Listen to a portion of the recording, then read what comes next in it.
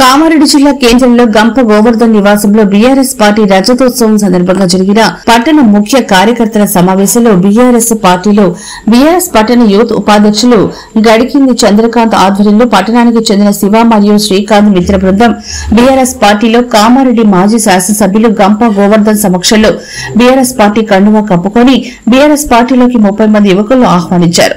ఈ సందర్భంగా పట్టణ యూత్ విభాగం అధ్యక్షులు భానుప్రసాద్ మాట్లాడుతూ తెలంగాణలో అధికారంలో ఉన్నటువంటి కాంగ్రెస్ ప్రభుత్వం ఎన్నికల్లో యువకులకు ఇచ్చిన హామీలను అమలు చేయడంలో పూర్తిగా వైఫల్యం చెందిందని అన్నారు।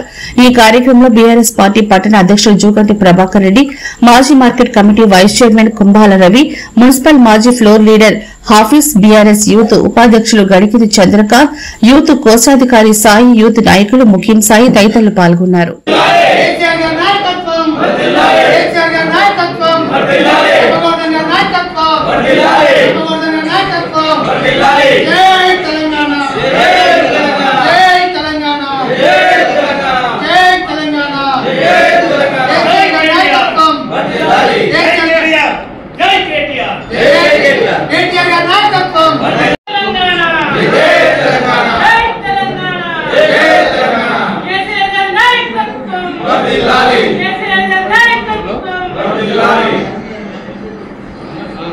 బీఆర్ఎస్ పార్టీ 25వ ఆవిర్భావ దినోత్సవ సందర్భంగా బీఆర్ఎస్ పార్టీ గత 10 సంవత్సరాల్లో చేసినటువంటి అభివృద్ధి పనులను చూసి నేడు కామారెడ్డి పట్టణానికి చెందినటువంటి యువకులు బీఆర్ఎస్ పట్టణ యువజన విభాగం ఉపాధ్యక్షులు చంద్రకాంత్ ఆధ్వర్యంలో శివ అదేవిధంగా శ్రీకాంత్ గారి నాయకత్వంలో సుమారుగా 30 మంది యువకులు మాజీ శాసనసభ్యులు కామారెడ్డి అదేవిధంగా తెలంగాణ రాష్ట్ర మాజీ ప్రభుత్వ విప్ గంప గోవర్ధన్ అన్న గారి ఆధ్వర్యంలో బీఆర్ఎస్ పార్టీలో చేరడం జరిగింది।